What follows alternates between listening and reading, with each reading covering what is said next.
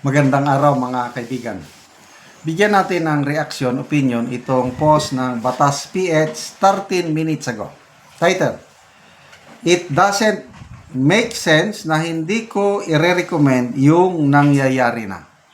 Payag ito ni Senator Lacson sa kanyang Blue Ribbon Committee report. Senate Blue Ribbon Committee Chairperson Ping Lacson revealed that the panel made a draft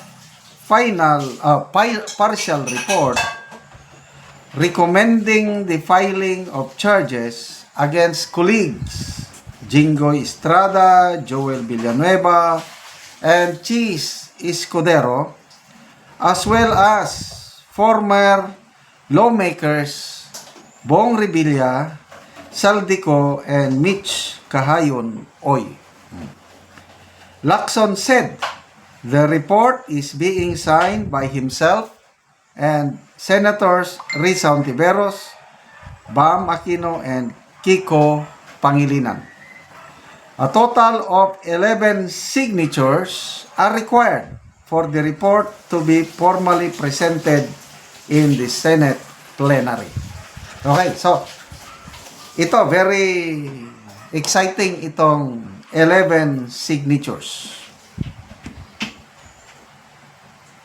Nag-leak po itong report nito. Kaya medyo nagalit si Senator Soto. Embarrassing, sabi niya. May article kanina na Soto denounces the leak of draft report of Blue Ribbon. Hindi pa sila nakapaghanda. Nilik naman ng I don't know sinong nag-leak. Nalaman ng mainstream media. Kaya nataranta si Senator Soto at Senator Lacson. And as a result, sa leak draft report na ito, nako, 3 senador ang umalma. Formal, February 3, kahapon formal na sumulat sina Senator Miguel Zubiri, Senator Gatchalian, and Senator GB Ejercito. Permado nila yung sulat. Binabawi nila ang kanilang perma. Sa report na yon, although hindi pa naman bawi to the max na pag-aralan pa namin ang final report. Kasi draft report paano kung yung draft report na yun, iyon pa rin ang magiging final report, wala nang changes? Pipirma pa rin ba yung 3? Okay, 11 signatures ang kailangan. Itong majority, 15 lang sila. Ngayon, minus 3 na. So, 12 na lang ang pag-asa ni Senator Lacson. Lalapitin niya yung 12, hoping na mapapirma niya lahat yung 12. Of course, Senator Soto, pipirma yan. Sino pa? Yung 3 dilawan, nakapirma na. Siguradong pipirma dyan. Itong si Senator Soto, magkapatid na Tulfo. Sino pa?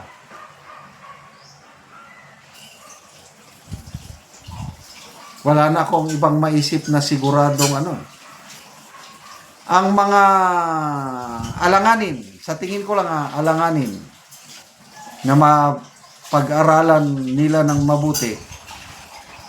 Yung 3 na bumawi sa perma nila, alanganin pa rin ito. Although, may posibilidad, pipirma pa rin. Kaya lang, di fact na binawi nila, ito may alanganin na yan. Senator Ligarda, hindi basta-basta, yan, hindi sunod-sunuran, nag-iisip yan. Senator Pia, yung magkapatid na Villar. So, 7 yung nakikita kong alanganin. So, ang sigurado lang, 8. Kailangan ng 11 signatures. Hindi, pag hindi siya nakapapirma ng 11, hindi maiprepresent sa plenary. Anong ibig sabihin nun? Walang saysay. Siya ang unang nagsabi na yung minority report na pinirma ng 6 na senador sa minority block, basurahan niya. Sabi niya, nako, baka back to you. Nirisigaba. Pag hindi na pirma ng 11, di basurahan din. Forgive me, I might be wrong. Anong mangyari kung hindi makapirma ang 11 senators? Hindi tatalakayan sa plenaryo. So, anong mangyari? So, yan, problema nila ngayon yan. So, sana makapapirma siya ng 11 para matalakay sa plenary. Then, mamaya isubmit na nila sa, I don't know, kanino nila isasubmit, Ombudsman, DOJ. Kasi, recommendatory lang sila eh. Yung mga sasampa na yan, recommendatory lang. Again, it's up to the DOJ, it's up to the Ombudsman kung magsasampa sila ng kaso o hindi.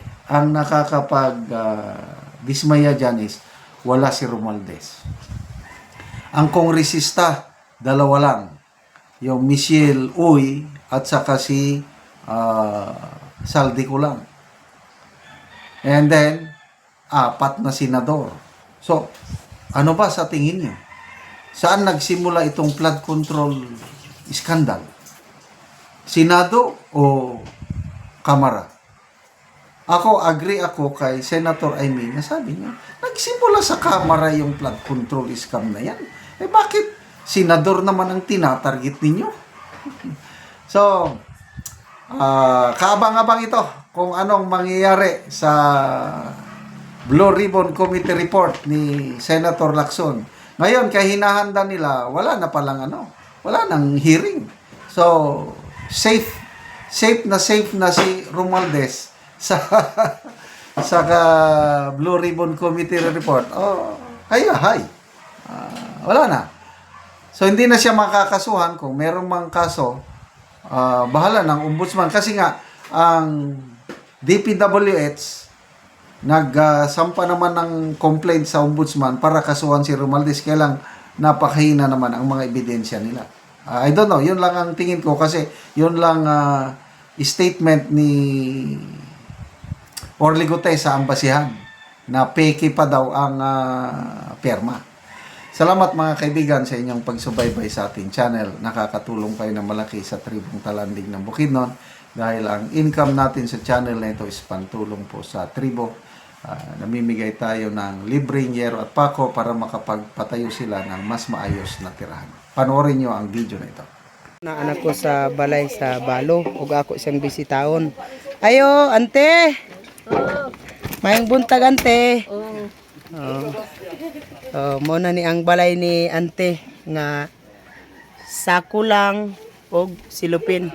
So mo na ni ang iyang gipuy-an. So karon gubaon ni ang iyang balay kay magpatukod siya og bagong balay kay gitagaan na mo siya og gero. Muna ni ang iyang mga sinina lang diri lang niya gibutang. Og sako lang ang iyang atop og isa lang ka gero. Kaya mga dingding. Ay, lugar kaging balo lang, biyuda. Balo ni siya si auntie. Og gibutangan lang og mga silupin. Muna ni siya.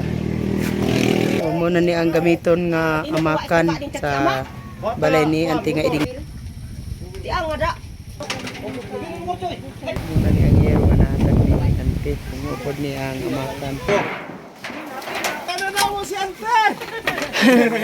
Og karon mo na ni ang atop ni auntie nga gitangtang nga mga silupin lang in taon og sako. Ayos lang balay ngi.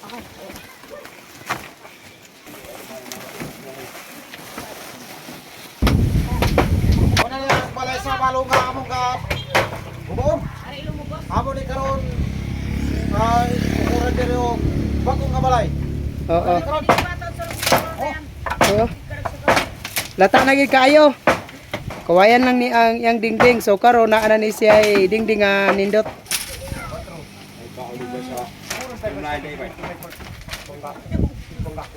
Nahulog na. Oh, Balay. sa balo. Oh, diya ka lang.